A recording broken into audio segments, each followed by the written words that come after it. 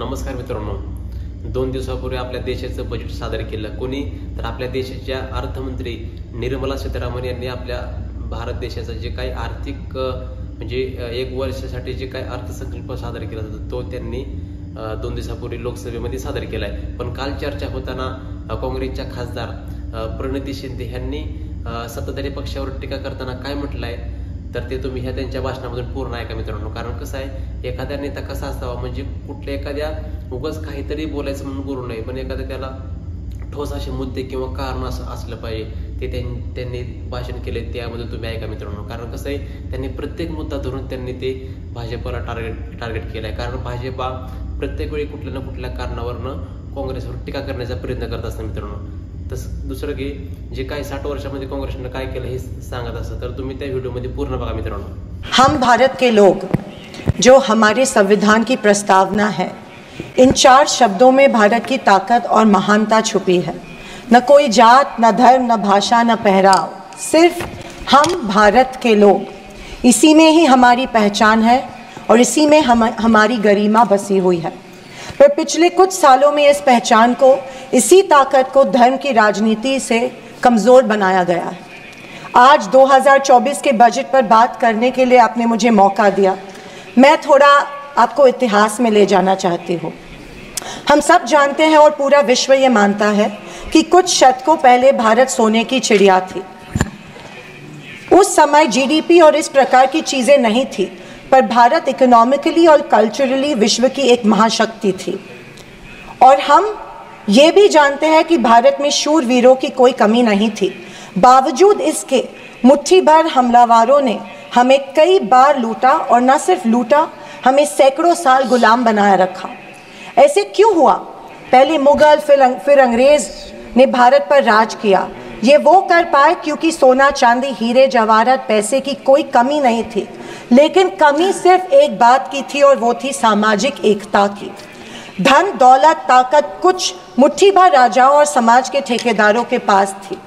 90% समाज प्रताड़ित था और मैं ये कहूँगी कि जानबूझकर इन्हीं समाज के ठेकेदारों के द्वारा देश गरीब रखा गया था. आज हमारा देश दुनिया की 5वीं लार्जेस्ट इकोनॉमी है और मुझे ये उम्मीद ही नहीं बल्कि पूरा विश्वास है कि हम जल्द ही दुनिया की पहले नंबर की इकोनॉमी बनेंगे, क्योंकि इसके प्रगति की मजबूत नींव स्वतंत्रता के बाद के सरकार ने रखी थी. पर इसी के साथ आज हम सामाजिक तौर पर जात, पात, धर्म की शाखाओं में बिखरते जा रहे हैं, कमज़ोर होते जा रहे हैं. फाइनेंशियल इनइक्वालिटीज़ बढ़ती जा रही है. पैसा और सत्ता कुछ चंद ठेकेदारों के पास संचित हो रहा है, या मैं ये कहूँगी कि सत्ता की लालसा में ऐसा करवाया जानबूझ के जा रहा है. मेरी ये सब बातें कहने का तात्पर्य यही है कि समाज की प्रगति सिर्फ मजबूत इकोनॉमी से ही नहीं, समाज की एकता में है और हमें इतिहास में हुई गलतियों को दोहराने से बचना चाहिए. बीजेपी पिछले 1 दशक से सत्ता में है, पर इनके मुताबिक आज भी हिंदू खतरे में है. क्या ये हकीकत है या फिर बीजेपी हिंदुओं को इस डर में रखकर अपनी राजनीति चमका रही है? आप बताएं, जो संस्कृति हजारों साल गुलामी के जंजीर में जकड़ी पड़ी है, रहने के बावजूद जिंदा है, जिंदा ही नहीं सारे विश्व में अपना डंका बजा रही है, वो खतरे में कैसे आ सकती है?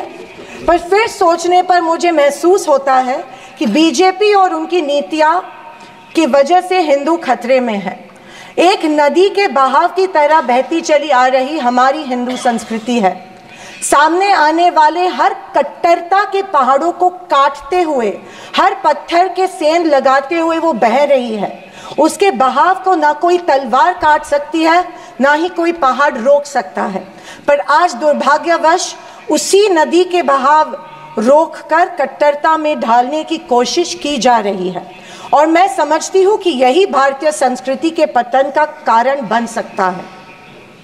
अध्यक्ष महोदय, डॉक्टर बाबा साहेब अम्बेडकर ने बनाए गए संविधान के बदौलत पिछड़े और दलित वर्ग को आरक्षण के जरिए समाज में स्थान और सम्मान मिला, पर आज वह आरक्षण भी इनके नज़रों में खटक रहा है. इसीलिए सभी सरकारी और निम्न सरकारी कंपनीज का प्राइवेटाइजेशन करके इनडायरेक्टली आरक्षण खत्म करने का षड्यंत्र बीजेपी कर रही है। स्पीकर सर, इनके मुताबिक गए 2014 के पहले कोई भी अच्छा काम देश में नहीं हुआ और कुछ महानुभावों के मुताबिक देश आज़ाद ही 2014 में हुआ।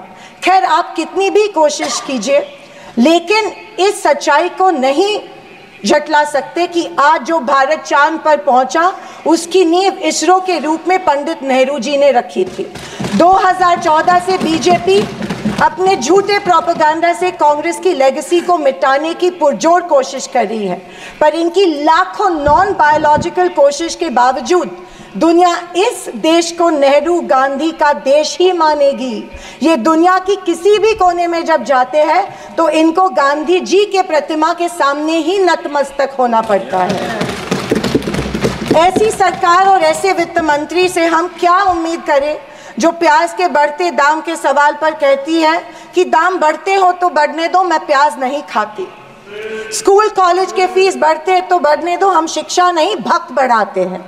पर फिर भी जनता की प्रतिनिधि होने के नाते मेरा दायित्व है कि मैं लोगों के प्रश्न इस सदन में समक्ष पेश करूं। अध्यक्ष महोदय, पंतप्रधान किसान सम्मान योजना के बारे में मैं बोलना चाहती हूँ। पंतप्रधान किसान योजना के माध्यम से किसानों को सालाना 6,000 रुपये दिए जाते हैं। 2,000 रुपये 3 इंस्टॉलमेंट्स में दिए जाते हैं। 2,000 रुपये दिए जाते हैं, लेकिन 18% फर्टिलाइजर्स के सैक पे उनको जीएसटी के माध्यम से देना पड़ता है। एक किसान एक साल में कम से कम 1 लाख के फर्टिलाइजर खरीदता है, तो आप 6,000 रुपये देते हो लेकिन 18,000 उनसे लेते हो। ये किस तरह की नाइंसाफी हुई उस किसान पे? आप मजाक उड़ा रहे हो उस किसान का। 6,000 रुपये देते, 18,000 रुपये जीएसटी के माध्यम से लेते हो।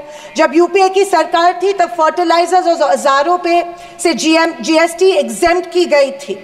मेरी मांग है कि 2,000 रुपये का जो अमाउंट है, जो 6,000 सालाना मिलते हैं, वो बढ़ा के 12,000 किए जाने चाहिए। अध्यक्ष महोदय, किसान सम्मान योजना, मेरे कॉन्स्टिट्यूएंसी में करीबन 50,000 लोग इस योजना से वंचित है क्योंकि इसको अप्रूवल्स नहीं मिल रहे हैं। जब वो मंत्रालय में जाते हैं और पूछते हैं हमारी योजना को अप्रूवल को क्या हुआ, वो कहते हैं कि दिल्ली जाके पूछो, हमें नहीं पता है।